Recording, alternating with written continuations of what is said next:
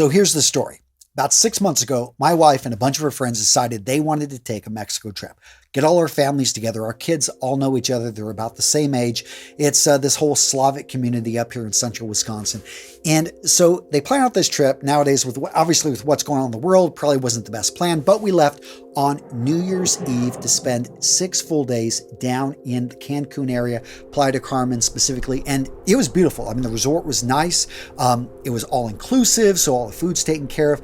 Big deal when, you got a bunch of kids and with all these other families, kids playing on the beach. They had all of their friends and they're off doing all this stuff. Well, here on one of the last days, actually the last full day that we have, I'm watching a whole bunch of kids that are out snorkeling, about 8 of them, I think. Yeah, there were 8 because I remember I had to get 8 snorkeling pieces of gear right back to the shop. Now, my wife had been borrowing my watch because she went out into the water and she's like, hey, I don't have a phone with me. I want to be able to track the time.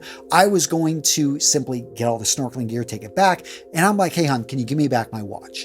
And that's when tragedy struck. Now, the watch we're talking about here is my Manta Ocean King. This is a beautiful dive watch. It got 40 millimeters across. It has the date right there at the bottom. The one I had was the light blue, a limited edition. I don't even think they make it anymore. They've got they've got these other colors that are great, but I really did like having this one that was unique. Just simply the look of the watch. It doesn't look anything like a Rolex. It's incredibly functional down to 1,000 feet. The band is incredibly comfortable. This was a watch that I took with me on the vacation because I wanted to have more memories with it. It was something that, I've had this watch for a couple years. I've worn it quite a bit, but I want to attach this to, spending time on the beach with my family down in Mexico. Well, the problem is that when I took the watch from my wife, I did not put it right back on my wrist. That was my number one mistake. No, I put it into my pocket, my swim trunk pocket, which had proven earlier in the trip, and I'll talk about that because I'd already lost some things falling out of that pocket, but no, I did not learn.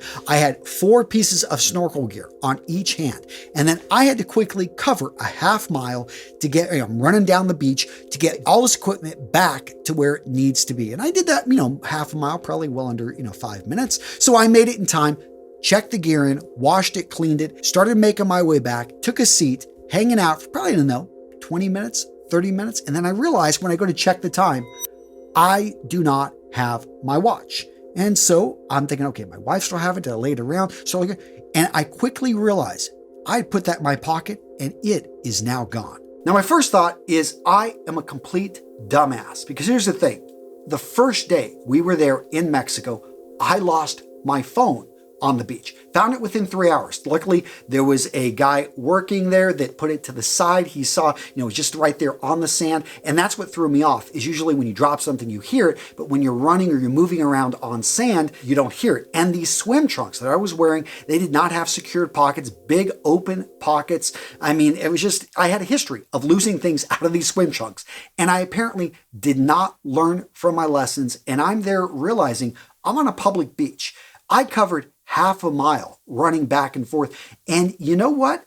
If I were to find a random watch with different hotels, how in the world is this ever going to find its way back to me? Now, to my family's credit, they immediately, as soon as they found out I was missing my watch, my daughter and her friend got up. My son was out there. My wife was out there.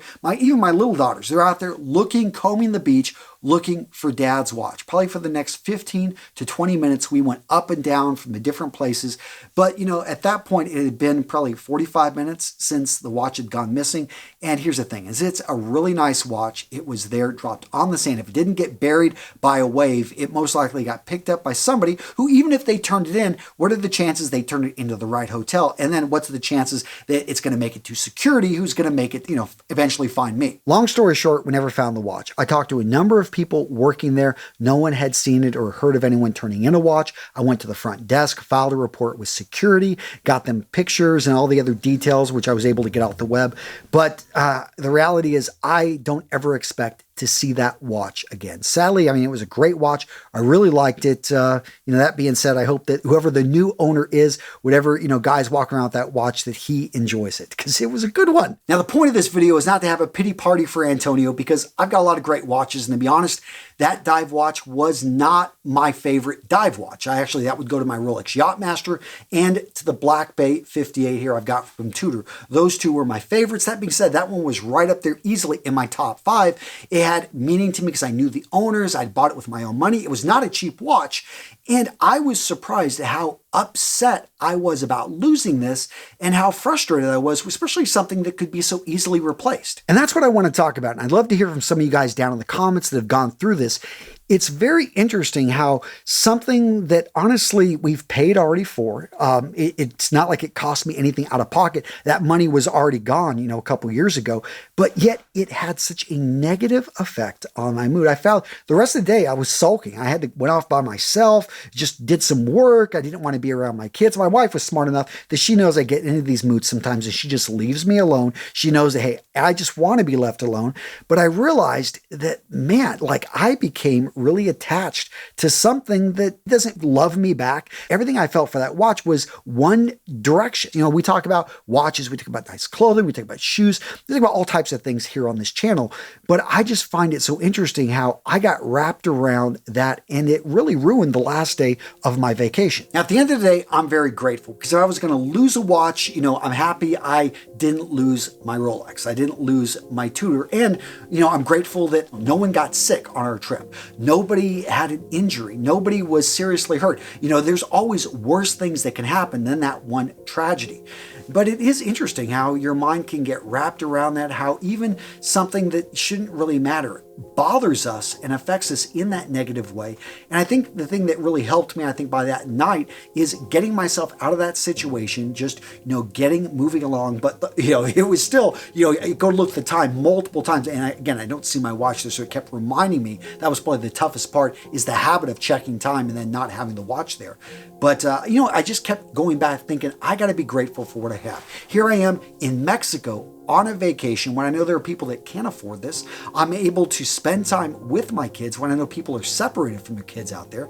I'm able just to, be in a situation that, a lot of people would, they would give up a lot for. Another couple practical lessons I took from this after talking with my friend Aaron Marino. You guys know we probably talk every day about just issues in life. And this was one of the first times in a long time that I've been complaining and kind of bitching about something. And he's like, okay, dumbass, what you learned right here is, one, you should have learned when you lost your phone that do not trust those pants. You need to get some new swim trunks that have zippers on them because you will lose things.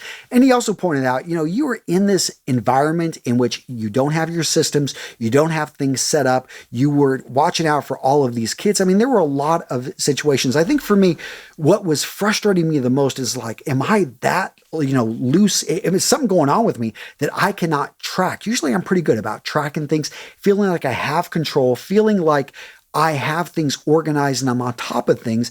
And then just to keep losing things like this, it was like, man, and something wrong with me mentally, but it's like, I think it was just the situation. And again, that's what having great friends. My family, they were out there after I left, still going up and down the beach, probably for a good 30 minutes to an hour, trying to find this watch. And I'm just grateful that I have people that care about me, that are worried about me, that, just simply want to make sure that, I'm taken care of. Now, gents, I want to have fun with this video. So down in the comments below, I want to hear about some times that you lost something, that you broke something. You were just like, oh my gosh. I've got quite a few other stories about this, but I love hearing from you guys. And I'm going to be giving away some challenge coins. As you guys know, I've got these amazing challenge coins here at Real Men Real Style that I love to send out to our best supporters, the guys that leave great comments, to the people that support our channel, that share it with other men, that when they find this, you can find a place that sometimes, yes, in this video, I'm just commiserating with you guys, talking about, this thing that I know many of you guys have gone through. And at the end of the day, I'm like, what? I got to pay homage to this watch because I'll never see it again. That being said, it'll at least pop up in one more video and maybe live on and inspire somebody maybe to buy the right type of swim trunks. I swear, I'm going to go out there and find these swim trunks that have zippers and double buttons because I am tired of losing things. All right, Jen, so what video to watch next? Well, let's check out my entire watch collection. I was talking about all the watches I have in my collection. This video, I think it's pretty up to date. I don't think I've bought really too many watches since I went crazy and bought a whole bunch in a short amount of time. You can see my entire collection right here, guys. I break it out. It's a little bit of a longer video, but you get to see the Manta. I actually own a couple Mantas and all the other watches in my collection right here. Boom, click it.